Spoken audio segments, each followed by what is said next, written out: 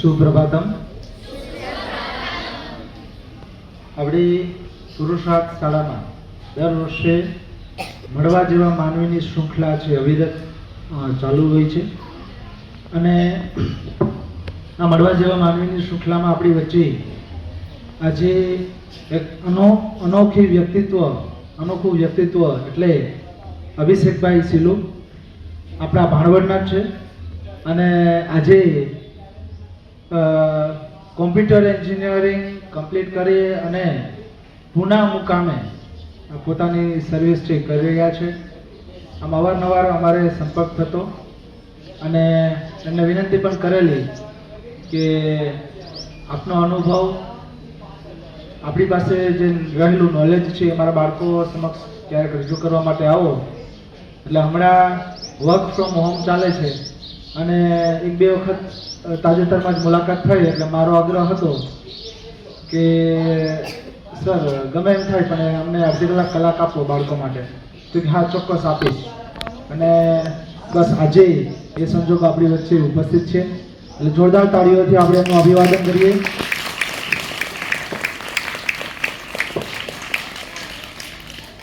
હું સાગરભાઈને વિનંતી કરીશ કે અભિષેકભાઈને પુસ્તક અર્પણ કરી શાળાની પરંપરા મુજબ એમનું અભિવાદન કરશે. અભિષેકભાઈ એક એવા બેકગ્રાઉન્ડમાંથી આવે છે કે જેમાંથી પોતે આજે આ લેવલ સુધી પહોંચ્યા છે.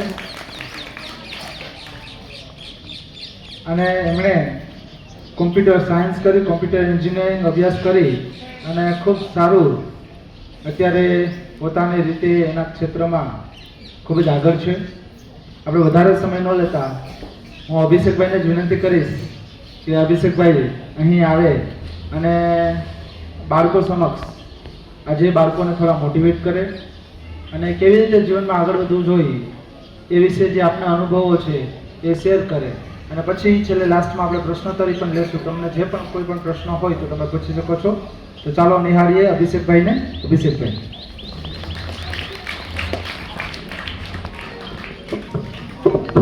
Thank you. સૌપ્રથમ તો ખુશાલ સરનો ખૂબ ખૂબ આભાર કે એણે મને આ એક મોકો આપ્યો કે હું તમારા બધા સુધી આજે પહોંચીને આપણે કંઈક વાત કરી શકીએ. એના માટે સૌથી પહેલાં થેન્ક યુ સો મચ. તમે બધા બહુ નસીબદાર છો કે આટલી સરસ સંસ્થામાં તમને ભણવાનો મોકો મળે છે અને તમારા આ જે બધા શિક્ષક મિત્રો છે એ બધું જે નોલેજ અને બધું શેર કરે છે ને એ ખૂબ સરસ છે. ખુશાલભાઈ એવું કહે છે કે હું તમને મારી સ્ટોરી કહું પણ એના કરતાં વધારે મારી પાસે સરસ પ્રસંગો છે જે મારે તમારી સાથે શેર કરવા છે. અને કોઈ પણ સમયે તમને કંઈ પ્રશ્ન થાય તો તમે મને કહેજો. પહેલાં મને એક વસ્તુ કહો, તમારામાંથી ઇન્ટરનેટ કેટલા યુઝ કરે છે? વાહ, ઓલમોસ્ટ બધા જ યુઝ કરે. શું વાત છે! ઇન્ટરનેટમાં તમે શું વસ્તુ વાપરો છો, શું જોવો છો, શું કરો છો? યુટ્યુબ. અચ્છા, યુટ્યુબ. ચલો, એક સરસ માધ્યમ છે યુટ્યુબ. નથી બોલો. ગેમ રમવી મારો ફેવરિટ છે. મને ગેમ રમવી ગમે. ચાલો બીજું. ઇન્સ્ટાગ્રામ. અરે વાહ, તમે ઇન્સ્ટાગ્રામ વાપરો છો? હું ફોલો કરીશ તો. પછી ઇન્સ્ટાગ્રામ, યુટ્યુબ, ગેમ્સ. હજી વોટ્સએપ. સૌથી જરૂરી એકબીજા સાથે સંપર્કમાં રહેવા માટે. Play store. ગેમ્સ ડાઉનલોડ તો કરવી ને. આ ભાઈ કીધું ગેમ રમે પણ આ બધું ડાઉનલોડ ક્યાંથી કરશું? Play store. પછી ટ્વિટર, ફેસબુક. વાહ, જોરદાર. તમે બધા મારાથી હોશિયાર છો. મને આ બધું નથી આવડતું, શીખવું પડશે. સરસ, વેરી ગુડ. મોટાભાગના જે આજના સમયમાં ચાલતા મીડિયમ્સ છે, જે માધ્યમો છે, એના બધાને આપણે પરિચિત છીએ અને આપણે વાપરીએ છીએ. હવે હું આગળના પ્રશ્નો પૂછીશ ને એમાં તમે જોજો આ બધી વસ્તુઓ લિંક થયેલી જ આવશે. હવે એક વસ્તુ મને કહો કે તમારામાંથી કોને ખબર છે મોટા થઈને શું બનવું છે? ભણવાનું પૂરું કરીને આપણે કયા ફિલ્ડમાં જવું છે? Very good. આ પ્રશ્નના જવાબમાં એટલે હાથ ઉપર થાય ને મને બહુ મજા આવે. ચલો કહો, એક એક કરીને કહો. પોલીસમાં જવું છે. ચલો, આ બેન એક સરસ વસ્તુ કીધી કે એમને પોલીસમાં જવું છે. પછી બીજું બોલો. હા, આર્મી ઓફિસર. અરે વાહ. પછી બોલો બોલો બેન. ડોક્ટર બનવું છે તમારે? હા, પોલીસ. અરે વાહ. પછી ભાઈ અહીંયા સોફ્ટવેર એન્જિનિયર, મારું ફિલ્ડ. વાહ. પછી બોલો ભાઈ તમારે police. Okay, police, defence, army એ બધા હાથ નીચે કરી દો. એની સિવાય હા બોલો બેન. ડોક્ટર. ડોક્ટર્સ પણ વેરી ગુડ. તમારું હા કલેક્ટર. અરે વાહ. સિવિલ સર્વિસીસ તો એકદમ વેરાયટી છે. હવે મને એક વસ્તુ કહો, તમે ઇન્ટરનેટ રોજ વાપરો છો, તમારે doctor, police, army, collector, engineer આ બધું બનવું છે, તો આ બનવા માટે તમારે શું ભણવું પડશે એ તમે ઇન્ટરનેટ પર સર્ચ કર્યું છે? કર્યું છે. Very good. તો તમને એના જવાબો મળ્યા હશે. બરાબર. હવે જો આ બધી વસ્તુઓ તમે બધા, મેં કીધું ને કે તમે બધા ખૂબ નસીબદાર છો અને ખૂબ લકી છો. એનું કારણ શું છે ખબર? જ્યારે અમે લોકો ભણતા ને ત્યારે ઇન્ટરનેટ નહોતું, એટલે આ માહિતી અમને મળતી નહીં. તમે ખુશાલ સરને પૂછો, સરે કેવી રીતે માહિતી મેળવી હશે? કોઈ એવા લોકોના પરિચયમાં આવ્યા હશે જેમણે એમને ગાઈડ કર્યા હશે, અને પછી આજે ખુશાલ સર આપણી વચ્ચે છે. ડોક્ટર ખુશાલ સર છે, બરાબર છે. એટલે પીએચડી થયેલા છે. પીએચડી ની પદવી આપણામાંથી ખૂબ ઓછા લોકો પાસે હશે. આટલા ગ્રાઉન્ડમાં જેટલા લોકો છે ને એમાંથી એક જ પીએચડી છે, આપણે કોઈ નથી. એટલે આ જે નોલેજ એમને મેળવ્યું છે ને એ ખૂબ મહેનતથી મળેલું છે. આવી રીતે અમુક લોકોને સાહેબની સ્ટોરી ખૂબ પ્રેરણાદાયક છે, પણ આપણે એ પછી વાત કરીએ. એની પહેલા છે મારી પાસે એક બે કિસ્સા હું લખીને આવ્યો છું, ભટકી ના જાઉં ને એટલા માટે. અહીંયા આપણે ભાણવડથી થોડુંક દૂર એક કુતિયાણા નામનું ગામ છે, તમે સાંભળ્યું હશે, ખબર છે ને? એની બાજુમાં એક નાનું એવું મૈયારી નામનું ગામડું છે. એમાં એક ભાઈ રહે છે, એનું નામ છે ડોક્ટર કરણ મોઢવાડિયા. આજે ડોક્ટર થઈ ગયા છે. આપણી જેવા જ એક વિદ્યાર્થી હતા જ્યારે ભણતા હતા ત્યારે. એના મમ્મી પપ્પા શું કરે છે ખબર છે? ત્યારે ભણતા ને ત્યારે એ મજૂરી કામ કરતા ખેતરમાં. આપણે એમ કહીએ કે ભાગ્યો રાખ્યો, બરાબર? આપણે ભાગ્ય રાખીને આપણે ખેતી કરતા હોય અમુક લોકો. તો આમાંથી ખેડૂત પરિવારમાંથી જે વિદ્યાર્થી મિત્રો આવતા હશે એમને ખબર હશે. એમના મમ્મી પપ્પાએ આવી રીતે ભાગ્યમાં ખેતી રાખીને ખેતી કરેલી અને આ ભાઈને ભણાવ્યા. હવે આ ભાઈને ગાઈડ કરી શકે એવું કોઈ નહોતું. બંને પેરેન્ટ્સ ભણવાના બાબતમાં એમને એટલો મોકો નહીં મળેલો, એટલે એમના પેરેન્ટ્સ ભણી નહીં શક્યા, પણ આ ભાઈને ભણાવ્યા. 10મા ધોરણમાં સરસ પર્સન્ટેજ આવ્યા. પછી હવે આગળ શું? એક ધોરાજીની સ્કૂલમાં એડમિશન લેવા માટે ગયા. ત્યારે ખબર પડી એમને કે અચ્છા, સાયન્સમાં એ અને બી બંને ગ્રુપ અલગ અલગ હોય. કોઈએ એમને કીધું કે હવે તમારે એ ગ્રુપ રાખવું છે કે બી રાખવું છે? તો આપણે, તમને બધાને ખબર છે આગળ ભણો તો શું કરવું. એ ભાઈને તો ખબર નહોતી. થોડી વાર એને ગણિતની ચોપડી વાંચી ને થોડી વાર બાયોલોજીની ચોપડી વાંચી. બંને વાંચીને એને નક્કી કર્યું કે ના, મને બાયોલોજીમાં મજા આવે છે તો હું બાયોલોજી બી ગ્રુપ રાખીશ. એવી રીતે ભાઈએ બી ગ્રુપનું સિલેક્શન કર્યું. પછી ફરીથી મહેનત કરી અને ગુજકેટની એક્ઝામ આપી. મેડિકલમાં એડમિશન લેવા માટે હમણાં અહીંથી અમુક લોકોએ કીધું ને કે ડોક્ટર બનવું છે, તો ડોક્ટર બનવા માટે આપણે મેડિકલ ફિલ્ડમાં ભણવું પડે. એ ભાઈ ભણ્યા. 12મું પૂરું થયું ને એના પછી એમને મેડિકલમાં એડમિશન મળ્યું. કઈ જગ્યાએ? જામનગર. જામનગરની કોલેજમાં એડમિશન મળ્યું ને ત્યારે રહેવાનું હતું હોસ્ટેલમાં. એકલા જ ગયા. પેરેન્ટ્સ તો સાથે જઈ શકે એવી કોઈ પરિસ્થિતિ હતી નહીં. એક ખભા પર કોથળો, આપણે ઘઉંને લેવા જાય તો કેવા કોથળામાં આપણને ઘઉં ઘરે આવે, કોથળામાં એમનો સામાન હતો. બીજા ખભા પર ગાજર. બે જ વસ્તુ. આપણે અત્યારે ખાલી ભાણવડથી જામનગર જશું ને તો આપણી પાસે પૈડાવાળી બેગ હશે, બરાબર? એ ભાઈ આવી રીતે સામાન લઈ અને જામનગર ગયા. હોસ્ટેલમાં એડમિશન લીધું. હોસ્ટેલમાં રહી અને ભણ્યા. એમબીબીએસ ડોક્ટર ગયા. એમબીબીએસ ડોક્ટર થયા પછી ગવર્મેન્ટ જોબ મળી ગઈ. ઘણા સમય સુધી ગવર્મેન્ટમાં કામ કર્યું. કોવિડ વખતે તમે બધા જાણો છો કેટલી ખરાબ પરિસ્થિતિ હતી. તો ત્યારે એમણે મેડિકલ ઓફિસર તરીકે સેવા આપી. એના પછી એમને એવું થયું કે નહીં, હવે મારે હજી આગળ ભણવું છે. તો એમડીનો કોર્સ, એમબીબીએસ પછી આપણે એમડી થાય, સ્પેશિયલાઇઝ્ડ ડોક્ટર. એ કરવા માટે મહારાષ્ટ્રમાં પુણેમાં એક ખૂબ મોટી જહાંગીર હોસ્પિટલ છે. મુંબઈમાં આપણે ટીવીમાં જોઈએ ને સેલિબ્રિટી હોસ્પિટલ, નાણાવટી હોસ્પિટલ ને એક પ્રકારની હોસ્પિટલ છે, એ પુણેની જહાંગીર હોસ્પિટલ ખૂબ મોટી. ત્યાંથી એમણે એમડી પૂરું કર્યું અને એ ભાઈ અત્યારે અમદાવાદની અંદર સ્ટર્લિંગ હોસ્પિટલમાં ડોક્ટર તરીકે હમણાં થોડો ટાઈમ પહેલા જ જોઈન કર્યું. હવે મારા સંપર્કમાં કેવી રીતે આવ્યા? યુટ્યુબ અને ફેસબુક. હમણાં બે વસ્તુની વાત આવે ને, જોજો આ બધી વસ્તુ લિંક કરીશ, હવામાં નહીં વાત કરું. ફેસબુક અને યુટ્યુબની અંદર તમે સર્ચ કરજો ડોક્ટર કરણ મોઢવાડિયા, એટલે તમને એના વિડીયોઝ દેખાશે. ખૂબ જ સિમ્પલ ભાષામાં આપણે બધા લોકો ખૂબ સિમ્પલ રીતે સમજી શકીએ ને એવી રીતે એને હમણાં હાર્ટ ડિસીઝ અવેરનેસ સિરીઝ શરૂ કરી છે. કોઈને હાર્ટ એટેક આવે ત્યારે શું થાય, આપણે હાર્ટ એટેકને કઈ રીતે ઓળખી શકીએ અને આપણે નજીકમાં હોઈએ તો આપણે શું કરી શકીએ કે જેનાથી આપણે એ વ્યક્તિને બચાવી શકીએ. તમને ઈચ્છા હોય તો તમે ઘરે જઈને સર્ચ કરજો, તમને મળી જશે. અને હજી બીજી પણ અલગ અલગ સાદી ભાષામાં આપણે બધાને સમજાય ને, મેડિકલ ફિલ્ડની ભાષા નહીં, ડોક્ટરોની ભાષા આપણને ન સમજાય, પણ આપણને ખબર પડે ને એવી રીતે ડોક્ટર સાહેબ આપણને શીખવાડે છે કે તમે શું કરો તો તમે આજુબાજુમાં જો કોઈ આવો કિસ્સો બને તો તમે એને બચાવી શકો. બરાબર?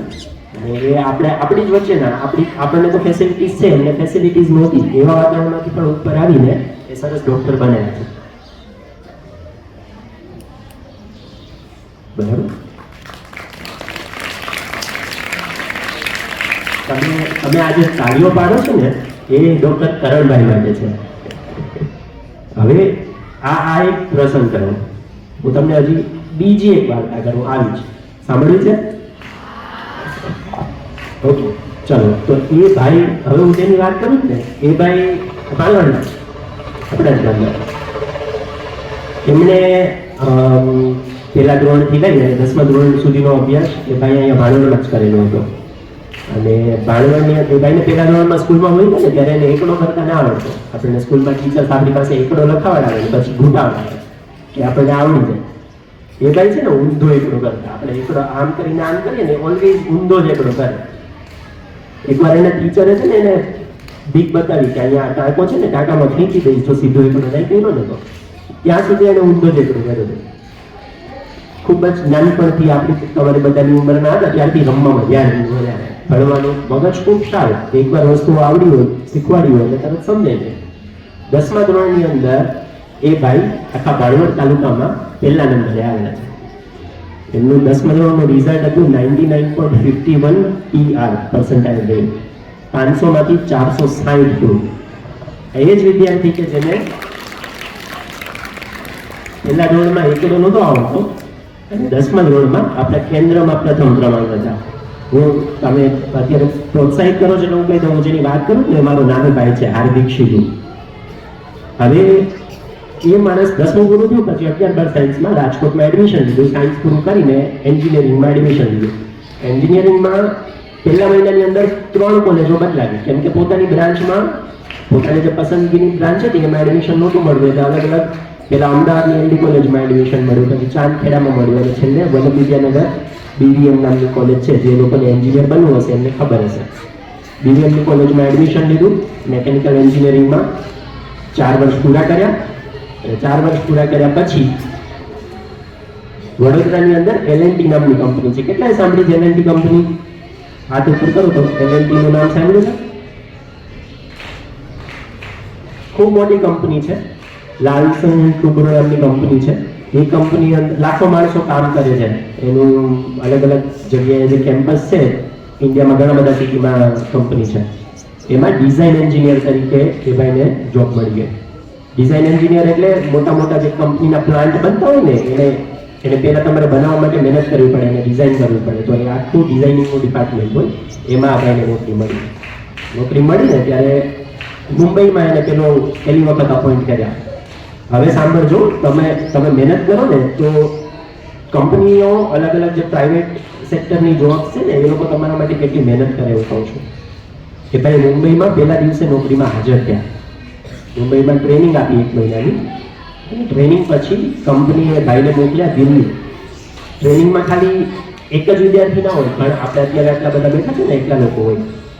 દિલ્હી મોકલ્યા, દિલ્હી પણ શીખવાડ્યું, દિલ્હીમાં પણ ભણાવ્યું.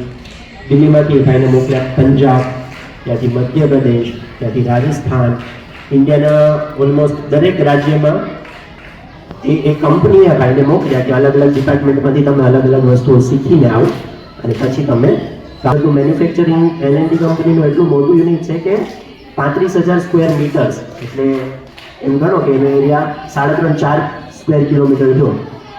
આપણે અહીંયા ફાટકથી શરૂ કરીને તમે ઇન્દ્રેશ્વર સુધી વયા જાઓ ને તો સીધી લીટીમાં એ ડિસ્ટન્સ 4 કિલોમીટરનું હશે. તમે સમજો છો? આપણું આખું ભાણવડ છે ને એવડી ખાલી એક કંપની સુરતમાં છે. આવી તો ઘણી બધી જગ્યાએ છે. સુરતથી એ ભાઈ વડોદરા ગયા. વડોદરા એમને 4 વર્ષ કામ કર્યું અને એના પછી એ ભાઈએ નક્કી કર્યું કે મારે માસ્ટર્સ કરવું છે.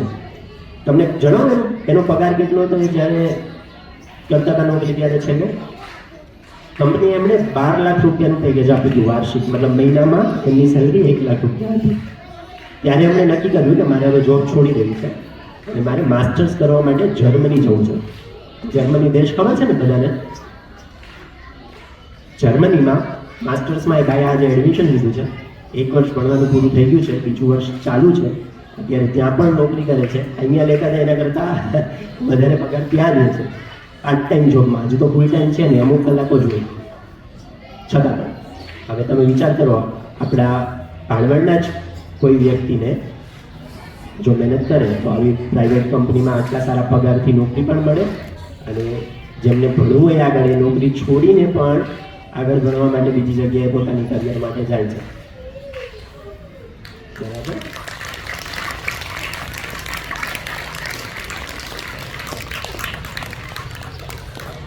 બીજો ક્વેશ્ચન આ તારીઓ હાર્દિકભાઈ માટે. બરાબર. હવે ત્રીજો ક્વેશ્ચન. આજે બે મેં વાત કરી ને, એ બે હોશિયાર છોકરાઓ હતા. 10મામાં સરસ રિઝલ્ટ આવેલું હોય, 12મા ધોરણમાં આગળ ઉપર સરસ ભણ્યા હોય. હવે ત્રીજી વાત કરું ને, એ આની જેમ ભણવામાં હોશિયાર વિદ્યાર્થી નહોતા. આમાંથી કેટલા લોકો એવા છે મને કહો તો કે જે મહેનત બહુ કરે પણ ટકા નથી આવતા? ઘણા બધા લોકો છે ને. સતત આપણે વાંચતા હોઈએ, સતત પુરુષાર્થ કરતા હોઈએ, મહેનત આપણી પાસે ટીચર્સ કરાવે, પણ ખબર નહીં રિઝલ્ટ આવે ને તો આપણને ટકા ના આવે. આવું થાય છે ને. તો હું હવે જે ત્રીજી વાત કરું ને, આવા એક ભાઈની કરું કે જેને રિઝલ્ટ ના આવતું. સાંભળ્યું છે? તો હાલો, એ ભાઈ આપણા ભાણવડના જ છે. એમની જે વાત કરું ને, ઈ ભાઈને આવી રીતે ટેસ્ટમાં 1 ને 2 જ માર્ક આવતા. હા, તો જો આ ભાઈ મોટા માણસ બની શકશે. તો એ ભાઈ પણ ભાણવડમાંથી જ ગવર્મેન્ટ સ્કૂલમાંથી 10મા ધોરણ સુધી ભણી. આપણે ત્યાં ફરામાં VM ગેલાની હાઈસ્કૂલ છે ને, 10મું ધોરણ કર્યા પછી ખબર પડી કે હવે ભણવું તો છે, આપણે આગળ તો વધવું છે, તો આપણે શું કરી શકીએ. એમણે નક્કી કર્યું કે ભાઈ મને સાયન્સ તો ફાવશે નહીં, સાયન્સમાં હું એડમિશન લઈશ તો મને રિઝલ્ટ આવશે નહીં, એટલે ડિપ્લોમા એન્જિનિયરિંગની અંદર 10મા પછી એડમિશન મળે. અગેન જેને એન્જિનિયર બનવું છે એમને ખબર હશે 10મા પછી ડિપ્લોમા કોર્સ પણ થાય. ડિપ્લોમા એન્જિનિયરિંગના 3 વર્ષ હોય. 3 વર્ષ તમે ડિપ્લોમામાં પૂરા કરો ને, એના પછી ડિગ્રી એન્જિનિયરિંગમાં એડમિશન મળે.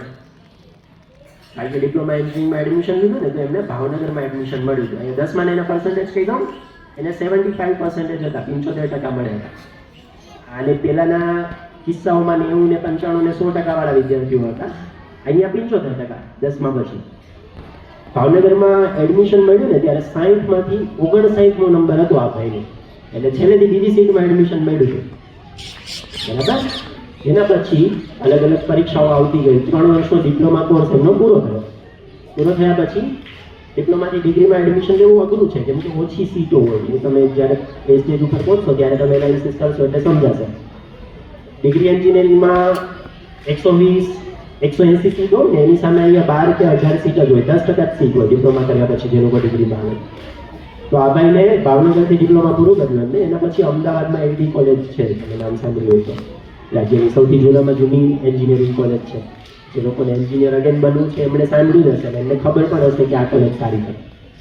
એલડી કોલેજ ઓફ એન્જિનિયરિંગની અંદર આ ભાઈને એડમિશન મળ્યું ડિપ્લોમા કર્યા પછી. મહેનત કરેલી. 10મા ધોરણમાં જે સેન્ટરના ટોપ 10માં દેખાય નહીં એની જેમ 75% હતા, પણ સબ્જેક્ટ ઇન્ટરેસ્ટિંગ આવવા માંડ્યા. ખૂબ મહેનત કરતા આવડ્યું, એમને મહેનત કરી. ડિપ્લોમા પછી એનો ગુજરાત રાજ્યમાં મેરિટ ક્રમ હતો 3. હું સેન્ટરની વાત નથી કરતો, રાજ્ય લેવલે મેરિટ નંબર 3. એટલે જે કોઈ પણ એન્જિનિયરિંગ કોલેજમાં એડમિશન મળે ને એમાં એને એડમિશન મળી જાય એવું હતું.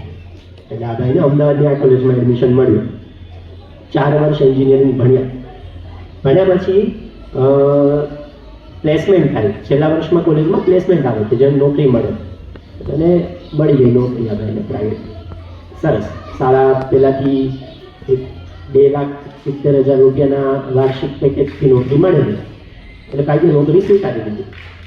બરાબર. તમે એમ સમજો કે 25,000 રૂપિયાની આસપાસનો પહેલો પગાર થયો એમનો. એમાં એને નોકરી મળી ગઈ. ભાઈ નોકરી કરવાની શરૂ કરી દીધી. ધીમે ધીમે નોકરી કરતાં કરતાં એમને છે ને ગુજરાતની બહાર નોકરી મળી.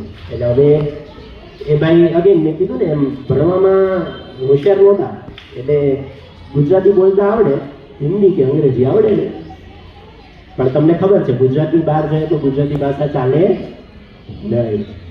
તમારે હિન્દીમાં વાત કરવી પડે, અથવા તો ફિલ્ડ એવું હોય, માનો આ ભાઈ આઈટીમાં ભણ્યા હતા એટલે કોમ્પ્યુટર ફિલ્ડ, એટલે એમાં ઇંગ્લિશમાં વાત કરવી પડે, કેમ કે તમારા કોમ્પિટિશન છે બધી જગ્યાએ અલગ અલગ રાજ્યના લોકો આવવાના છે, એ લોકો તો બધા બહુ હોશિયાર હોય ઇંગ્લિશ બોલવાનું. આ ભાઈને એ વાક્યો પણ ઇંગ્લિશમાં એક સાથે બોલતા ફાવે નહીં. એ પરિસ્થિતિમાં ભાઈએ નોકરી કરવાની શરૂ કરી. ધીમે ધીમે પગાર વધતો ગયો, કામ સરસ થતું ગયું, એમને જોઈતું એવું કામ મળતું ગયું. એમને 25,000 રૂપિયાથી શરૂ કરી હતી, એમને લાખોમાં પગાર મળતો થઈ ગયો. વર્ષો સુધી એમણે ખૂબ મહેનત કરી અને સરસ એક લેવલ ઉપર કહી શકાય ને એવી લેવલ ઉપર એ પહોંચીને એમણે એમની જોબ અત્યારે કન્ટિન્યુ રાખી છે. અગેન આ વાત હું શું કામ કરું છું, કેમ કે ભાઈ ભણવાના જ છે, બરાબર છે. હવે તમે વિચાર કરો કે તમારે નાના એવા આપણા ગામમાંથી તમે બધા નસીબદાર છો. અગેન મેં કીધું કે આપણને પ્રાથમિક જરૂરિયાતો બધી મળે છે, ભણવા માટેના માધ્યમો મળે છે. ઇન્ટરનેટ વગર ભણવું હોય એ બહુ અઘરું છે અત્યારના સમય માટે જોવા જઈએ તો. ત્યારે આ ભણતા હોઈએ, આ બધી નોકરી મળવાની તકો ઊભી કરી અને નોકરી ગોતી અને મહેનત કરીને આપણે ધીમે ધીમે આગળ વધતા હોઈએ. હવે આ ભાઈ સાચી વસ્તુ એ છે કે આ ભાઈ અત્યારે જો હું કહું છું ને એ ભણવાના જ છે. તમારે એને મળવું હોય તો મને કહેજો, હું એમને બોલાવી શકું, તમે એમને મળી શકશો. એ ભાઈ જો આવે ને તો તમારે થોડાક એમને પ્રશ્નો પૂછવા પડશે. તો હું એ ભાઈને બોલાવું તો તમારામાંથી કેટલા લોકો એમને પ્રશ્નો પૂછશે? તમારી પાસે પ્રશ્નો છે ને? Very good. તમારા માટે હજી એક સારી વસ્તુ કહું, એ ભાઈ અત્યારે તમારી સામે જ ઊભા છે. તમે પ્રોમિસ કર્યું હતું, ચલો તમારા પ્રશ્નોથી શરૂઆત કરો. ચલો, શું પ્રશ્નો છે તમને પૂછો? તમે આ શું કરી દેજો, બરોબર? બોલો બોલો. તમને કોણ તમારા ગાઈડ કોણ કર્યું? તમને ગાઈડ મેં એવો પ્રશ્ન પૂછ્યો હતો કે મને ગાઈડ કોને કર્યું, મને કેમ ખબર પડી કે મારે આ ફિલ્ડમાં જવું જોઈએ અને મારે મહેનત કેમ કરવી? ઓકે, તો હું મારે એક રિલેટિવ છે જે ઓલરેડી પોલિટેકનિક કોલેજમાં પ્રોફેસર હતા, અલગ બ્રાન્ચમાં હતા. તો એમણે મને ગાઈડ કર્યું હતું કે જો તને 11-12 સાયન્સ ન કરવું હોય ને તો ડિપ્લોમા એન્જિનિયરિંગમાં એડમિશન લેવાય. મેં જ્યારે એડમિશન લીધું ને ત્યારે અલગ અલગ આજુબાજુના વિદ્યાર્થીઓ હતા ને એ મારાથી બહુ હોશિયાર હતા, એટલે પછી મેં એ લોકો પાસેથી શીખવાનું શરૂ કર્યું. ધીમે ધીમે જેમ જેમ આપણે શહેર બદલાવતા જઈએ, જેમ ભાવનગર હતો એના પછી જ્યારે અમદાવાદ ગયો, ત્યાંના વિદ્યાર્થીઓ અને ત્યાંના ટીચર્સ જે હતા એ અલગ હતા. એમાં એડમિશન લીધા પછી એમણે મને ગાઈડ કરવાનું શરૂ કર્યું કે હવે આ ફિલ્ડમાં આગળ વધ, આ સબ્જેક્ટ સિલેક્ટ કર. પછી જ્યારે હું નોકરી અર્થે પુણે ગયો ત્યારે ત્યાં મારા જે સહકર્મચારીઓ છે ને અમારા ટીમના માણસો, એમાં સિનિયર લોકો પણ હોય, પ્રોજેક્ટ મેનેજર્સ હોય, ટેકનિકલી ઘણા સાઉન્ડ અને સરસ માણસો હોય, એ બધા લોકો હોય. તો એમની પાસેથી હું શીખ્યો. એટલે બેઝિકલી મને એવું લાગે કે આપણે સરાઉન્ડિંગમાં જેટલા પણ લોકો હોય ને, જો આપણે એમની પાસેથી શીખીએ ને તો આપણને રસ્તો મળતો રહે. મારા જર્નીમાં આ બધા લોકોને એક સરસ ફાળો.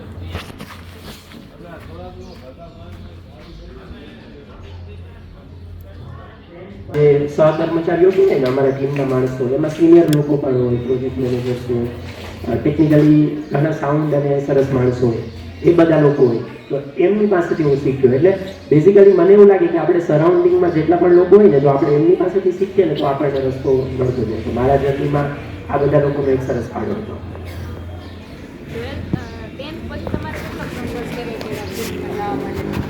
10th પછી હા, તો 10th પછી મારા માટે ડિફિકલ્ટ એટલા માટે હતું કે ડિપ્લોમા એન્જિનિયરિંગની પણ સીટો લિમિટેડ હતી અને મારે ગવર્મેન્ટ કોલેજમાં જ એડમિશન લેવું હતું. પ્રાથમિક આપણે પ્રાઇવેટ કોલેજની ફીસ બહુ વધારે હોય, એટલે હું એવું ઈચ્છતો હતો કે પરિવાર ઉપર કોઈ જાતનું ફાઇનાન્શિયલ બર્ડન ના આવે. તો ગવર્મેન્ટ કોલેજમાં મને રિઝલ્ટ તો આવી ગયું, એમાં તો કંઈ બદલવાનું હતું નહીં. એટલે થોડા નસીબ મારા સારા હતા. મેં હમણાં કરણભાઈની વાત કરીને, કરણભાઈ જે ડૉક્ટર કરણ મોઢવાડિયા, એમણે એક ઇન્ટરવ્યુમાં એવું કીધું હતું કે તમારે જો મહેનત કરવી હોય ને, તમે જો મહેનત કરો ને તો નસીબે તમારો સાથ આપવો જ પડે. એટલે એક આ રૂલ જેવું છે. મારા કેસમાં થોડુંક એવું જ હતું. 10મા ધોરણના 75% આવી ગયા પછી થોડાક નસીબ સારા હતા કે 60માંથી 59મા નંબરે મને એડમિશન મળી ગયું. એટલે એ એડમિશનના કારણે પછી મને ધીમે ધીમે આગળ. પણ હા, મને સ્ટ્રગલ ભાવનગર દરેક જ્યારે મેં સિટી બદલાવ્યું ને ત્યારે મને સ્ટ્રગલ થઈ, કેમ કે અહીંયા મને એવું લાગતું કે મારી આજુબાજુના 50-60 લોકો છે તો એમાં મને થોડું કંઈક આવડે છે, પણ જે જગ્યાએ હું અલગ સિટીમાં ગયો ને ત્યાં હું સૌથી છેલ્લે ગયો. એ હકીકત હતી, એ મારે સ્વીકારવાની હતી. પણ હું જ્યારે એ સિટી બદલાવું ને ત્યારે હું સૌથી છેલ્લે ના આવવું જોઈએ, એ મારા હાથની વાત હતી. એટલે હું એવું ટાર્ગેટ કરું કે દર 2-4 મહિને, દર 6 મહિને આપણે કંઈક નવી વસ્તુઓ શીખવી જોઈએ. અને એ આપણે રેઝ્યુમે કે આપણે બાયોડેટા બનાવીએ ને, આપણું સીવી કહીએ આપણે, તો એમાં દર 2-4-6 મહિને એક વસ્તુ એમાં એડ થવી જોઈએ. તો હું આજે પણ એ વસ્તુ ફોલો કરું છું કે જ્યારે કાંઈ નવી વસ્તુઓ થોડો ટાઈમ થાય ને એટલે શીખવાની, આપણી જાતને અપડેટેડ રાખવાની અને નવી વસ્તુઓ શીખવી દેવાની. પછી આ બાજુથી પણ કોઈ હાથ ઊંચો કર્યો તો સવાલ પૂછવા માટે? બોલો.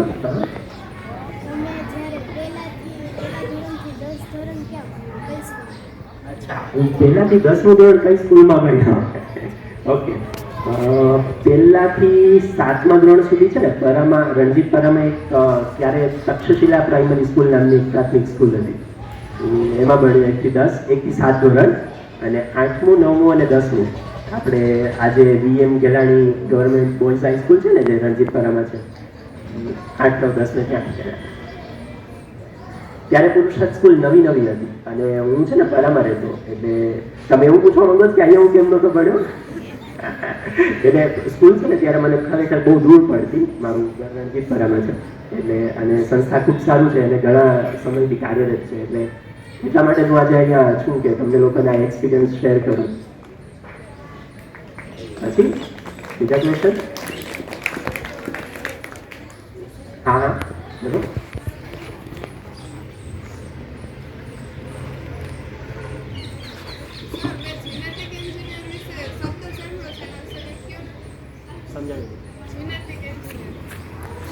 જેનેટિક એન્જિનિયરિંગ, વાહ, ખૂબ સરસ પ્રશ્ન. એકવાર તાળીઓ વગાડી દો એમના માટે. એમને પૂછ્યું છે કે જેનેટિક એન્જિનિયરિંગ શું છે અને એમની વિશે થોડી માહિતી આપો.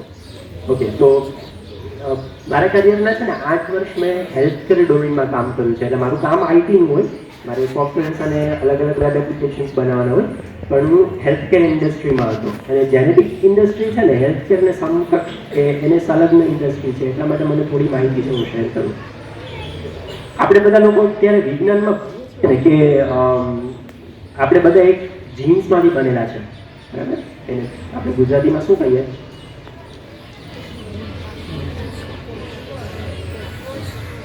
ડીએનએ. જે આપણે કોશિકાઓને આપણે જે ડીએનએનું ગુજરાતી નામ મને માફ કરજો, નહીં આવડે, પણ એ જે આપણું ડીએનએ સ્ટ્રક્ચર છે ને દરેક માણસનું ફિક્સ છે.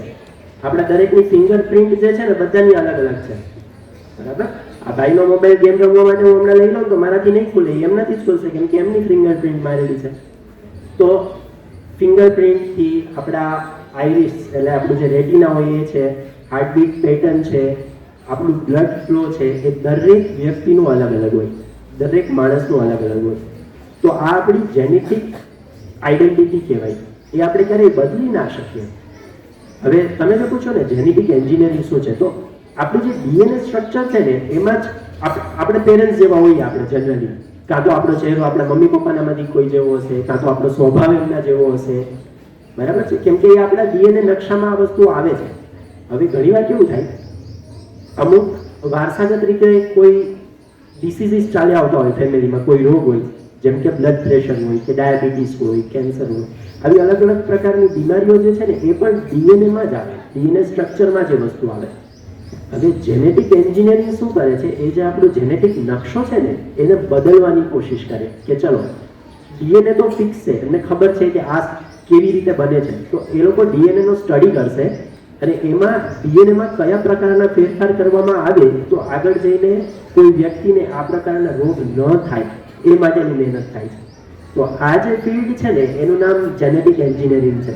અને ખાલી ડિસીઝમાંથી રોગમુક્ત કરવાના નહીં, આપણે આના બહુ વાસ્ટ યુઝ કેસીસ છે. કોઈ પણ જાતિને આપણે કોઈ પર્ટિક્યુલર વેમાં ઇવોલ્વ કરવી હોય તો એ થઈ શકે. ધીમે ધીમે આપણે જાણીએ ને કે ડાર્વિનનો ઉત્ક્રાંતિવાદ જે થિયોરી જે છે એ આખી આ જ વસ્તુ ઉપર ચાલે છે. તો એને આપણે માનવ સર્જિત વેમાં કઈ રીતે એવી રીતે ઉપયોગ કરીએ કે જેથી કરીને આખા સમાજને ભવિષ્યમાં મદદરૂપ થઈ શકે. તો આ જે ફિલ્ડ આખી કામ કરે છે ને જેનેટિક એન્જિનિયરિંગ, તમને સંતોષ થાય છે જવાબથી?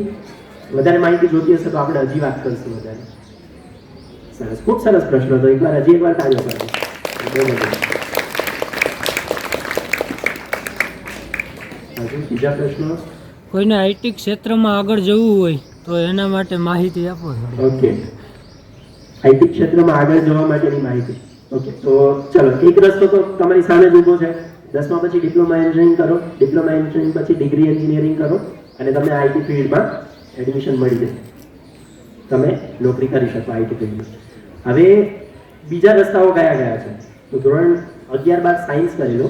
11-12 સાયન્સ પછી એન્જિનિયરિંગમાં એડમિશન લો. જો આઈટીમાં જવું, આઈટી સેક્ટરમાં જવું, એનો મતલબ ખાલી એવો નથી કે આઈટી બ્રાન્ચમાં જ જવું. આઈટી બ્રાન્ચને સમકક્ષ જેટલી પણ બ્રાન્ચ છે ને, તમે કોઈ પણમાં અભ્યાસ કરી શકો. જેમ કે કોમ્પ્યુટર એન્જિનિયરિંગ, ઇન્ફોર્મેશન ટેકનોલોજી, અત્યારે બીએસસી આઈટી પણ થાય છે ધોરણ 12 સાયન્સ પછી. એના પછી બીસીએ, એમસીએ, પહેલાં પીજીડીસીએ થતું, અત્યારે એ બંધ થઈ ગયું છે. એના સિવાય નવા કોર્સીસ શરૂ થતા જાય છે. જેમ કે આ વર્ષે ચાંદખેડાની જે વિશ્વકર્મા એન્જિનિયરિંગ કોલેજ છે ત્યાં એક કોર્સ શરૂ થયો છે જેનું નામ છે ICT, information communication and technology. તો આ પણ આઈટીનો જ ભાગ છે. એલડી કોલેજ ઓફ એન્જિનિયરિંગની અંદર અત્યારે આર્ટિફિશિયલ ઇન્ટેલિજન્સ અને મશીન લર્નિંગ ઉપરનો એક સ્પેશિયલાઇઝેશન 4 વર્ષનો કોર્સ ચાલુ છે. બીજા અમુક કોર્સ ચાલુ છે ડેટા સાયન્સ ઉપર. તો આ બધા જ ફિલ્ડ જે છે ને એ આઈટીના જ ફિલ્ડ છે. કોમ્પ્યુટર અને આઈટી રિલેટેડ ફિલ્ડમાં જો કોઈને આગળ વધવું હોય તો એક સારો સિમ્પલ રસ્તો એ છે કે 11-12 સાયન્સ પૂરું થાય પછી આ ફિલ્ડમાંથી આટલી જે બ્રાન્ચ આપણે ડિસ્કસ કરીને એમાંથી કોઈ પણમાં એડમિશન લઈ લો અને તમે 4 વર્ષનું એન્જિનિયરિંગ પૂરું કરો એટલે તમને એક આઈટી સેક્ટરની અંદર જોબ તમને મળી જાય. એના પછી આપણી મહેનત, જેટલી આપણે વધારે મહેનત કરીએ એટલું આપણે વધારે સારું કામ કરી શકીએ અને ઉપર જઈ શકીએ. તમને બરાબર? ઓકે. બીજો કોઈ પ્રશ્ન?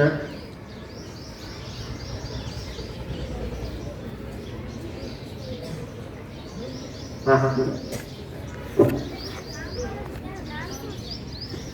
હું જે જગ્યાએ અત્યારે કામ કરું છું એ કંપનીનું નામ શું છે? ઓકે, હું અત્યારે જે કામ કરું છું ને એ કંપની આ છે. જો અહીંયા મારા અત્યારે જેકેટ પર લખ્યું છે સિમેન્સ.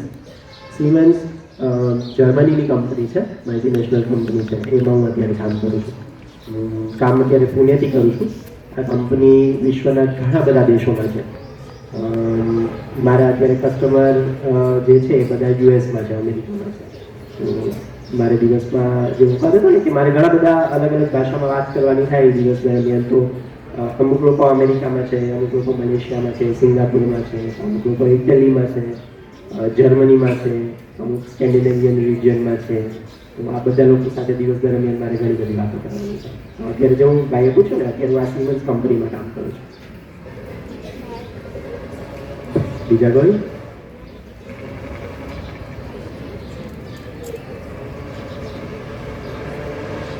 પાછળથી કોઈને કઈ પ્રશ્ન?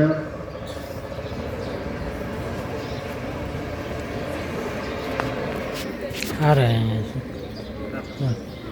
તમે જે કંપનીમાં કામ કરો છો તે કંપની ક્યાં આવેલી છે? હું જે કંપનીમાં કામ કરું છું એ કંપની ક્યાં આવેલી છે એવું બેન? એટલે અત્યારે હું કામ કરું છું ને પુણેમાં છે, મહારાષ્ટ્રની અંદર. આપણે ગુજરાતનું પાડોશી રાજ્ય જે છે ને મહારાષ્ટ્ર, એમાં એક પુણે નામનું સિટી છે. એ સિટીની અંદર અત્યારે મારી કંપની. અને અલગ અલગ દેશના ઘણા બધા બીજી જગ્યાએ પણ છે. આપણા ઇન્ડિયામાં પણ 4-5 જગ્યાએ કંપની છે. અને ભારતની બહારના જે બીજા રાજ્યો છે, બીજા દેશો છે, એમાં પણ અલગ અલગ જગ્યાએ કંપની આવે છે. ઓકે, ચલો. હવે જો પ્રશ્ન ના હોય તો હું 5 મિનિટ તમને, હવે આમાંથી કોઈ એવા છે કે જેને ખબર નથી કે આગળ કયા ફિલ્ડમાં કામ કરવું છે, નોકરી કરવી છે, પણ હું કઈ રીતે નક્કી કરું કે મારે કયા ક્ષેત્રમાં નોકરી કરવી છે? એવા કોઈ છે?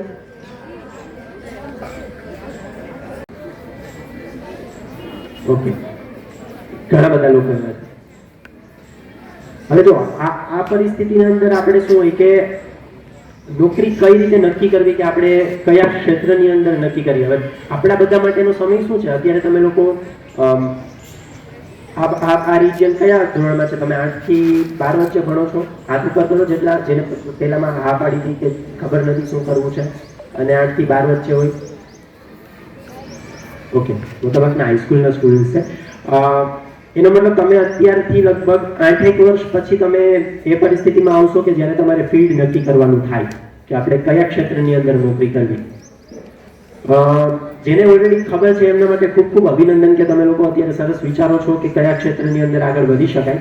પણ હવે આપણે જે લોકો છે ને જેને નથી ખબર, એટલે હું પણ એમાંનો જ એક હતો, મને ખબર નથી કે મારે કયા ક્ષેત્રમાં નોકરી કરવી. એટલે સહેજેય પેલી વસ્તુ કે મૂંઝાવાની જરૂર નથી કે બીજા બધાને ખબર છે ને અમને નથી ખબર, એમાં કંઈ જ ખોટું નથી. ઉલટાના આપણી પાસે ઓપ્શન્સ વધારે જાજા છે. આ લોકોને તો ખબર છે કે આ ફિલ્ડમાં જવાનું છે. આજે સમય જે છે ને આજનો ટાઈમ એ ટેકનોલોજીનો ટાઈમ છે. ઇન્ડસ્ટ્રી રિવોલ્યુશન આપણે જોઈએ, ઔદ્યોગિક ક્રાંતિ આપણે ભણીએ ને, સમાજ શાસ્ત્ર ત્યારબાદ સામાજિક વિજ્ઞાનમાં આપણે ભણીએ છીએ કે ઔદ્યોગિક ક્રાંતિ કેવી રીતે થાય, કે પહેલા શું હતું અત્યારે શું છે. તો અત્યારના સમય દરમિયાન આપણે બધા જોઈએ છીએ કે ટેકનોલોજીકલ એડવાન્સમેન્ટ ખૂબ બધા આવે છે. દિવસે ને દિવસે અલગ અલગ ટેકનોલોજી આવે છે. આર્ટિફિશિયલ ઇન્ટેલિજન્સ છે, મશીન લર્નિંગ છે. અત્યારે આનો જમાનો છે. આપણે એક વસ્તુ હજુ આનાથી આગળ એક સ્ટેપ ઉપર વિચારવાની છે કે આપણે જ્યારે 8-10 વર્ષ પછી માર્કેટમાં આવશું, આપણે જોબ ગોતવા માટે જશું, તો આપણો એવું ફિલ્ડ અત્યારે આપણે ભણીને આપણી કારકિર્દી બનાવીએ કે જેનાથી આપણે ત્યારના સમયની માર્કેટને લાયક બની શકીએ. તો અત્યારે આપણે જોઈએ ને આવનારા 5-10 વર્ષોની અંદર કયા ફિલ્ડ આવશે, તો હું તમને અમુક નામ આપું અત્યારે જે લાગે છે એના ઉપર. જુઓ, ટેકનોલોજી તો અત્યારે ઓલરેડી આગળ છે, તો હજુ આર્ટિફિશિયલ ઇન્ટેલિજન્સ અને મશીન લર્નિંગમાં કામ થશે, તો કોમ્પ્યુટર એન્જિનિયરિંગ એક ફિલ્ડ તો થઈ જ ગયું. બીજું ફિલ્ડ મને એવું લાગે છે કે હેલ્થકેર ઇન્ડસ્ટ્રી આગળ આવશે. હોસ્પિટલ્સ અને પેશન્ટ કેર માટે તમે જુઓ છો ઘણી બધી જગ્યાએ અત્યારે એમ્સ હોસ્પિટલ બની રહી છે. એના સિવાય પણ અલગ અલગ રોગોના નિદાન માટે અલગ પ્રકારની લેબોરેટરીઝ અને એ બધું બને છે. તો જ્યારે હોસ્પિટલ ફિલ્ડ આગળ હોય તો મતલબ એવું નહીં કે ખાલી ડોક્ટર્સ માટે જ નોકરીઓ હશે. બધા જ field, paramedical staff, medical staff, lab assistant, બધા જ ફિલ્ડ એના માટે જોબ ઓપોર્ચ્યુનિટીઝ ખુલશે. ત્રીજું સેક્ટર જે આજથી થોડા વર્ષો પછી બૂમમાં આવશે ને એ છે renewable energy source, power generation. અત્યારે તમે જુઓ ને આપણી આજુબાજુની એક પણ વસ્તુ એવી નથી કે જે લાઇટ વગર ચાલી શકે. અત્યારે જો હું બોલું છું આ માઇક, હમણાં લાઇટ વહી જાય તો અત્યારે આપણે આ સમય થોડો ઠંડો છે એટલે પંખા નથી અહીંયા, પણ જો ગરમીનું વાતાવરણ હોય તો આપણે અહીંયા ફેન લાગે. કોઈ પણ વસ્તુ ઇલેક્ટ્રિસિટી વગર શક્ય નથી. પાવર જનરેશનનું ફિલ્ડ એવું છે ને કે જે સદંતર ચાલતું જ રહેવાનું છે. અત્યાર સુધી ચાલતું આવ્યું છે ને હજી આગળ પણ ચાલશે. અત્યારે જે સોર્સિસમાંથી પાવર જનરેટ થાય ને, ન્યુક્લિયર છે, થર્મલ છે, કોલ બેઝ છે, આગળ ઉપર એનો સ્વરૂપ બદલાશે. સોલાર એનર્જી છે, વિન્ડ એનર્જી છે, બેઝિકલી એવા એનર્જી સોર્સિસ કે જે ખતમ ના થઈ જાય. આપણે પુનઃ પ્રાપ્ય અને પુનઃ અપ્રાપ્ય ભણીએ છીએ ને, તો આને રિન્યુએબલ એનર્જી સોર્સિસ કહેવાય કે જે પ્રદૂષણ મુક્ત છે, કે જેનાથી આપણને વધુમાં વધુ માત્રામાં આપણને અવેલેબલ છે. તો આ એક પાવર જનરેશનનું ફિલ્ડ આગળ આવશે. લોજિસ્ટિકનું એક ફિલ્ડ આવશે કે જે સપ્લાય ચેન અને લોજિસ્ટિક, માલ સામાનને એક જગ્યાએથી બીજી જગ્યાએ પહોંચાડવું અને એનું જતન કરવું. તો આ અમુક ફિલ્ડ એવા છે કે જે આગળ ઉપર જેમાં નોકરીની તકો ઊભી થશે.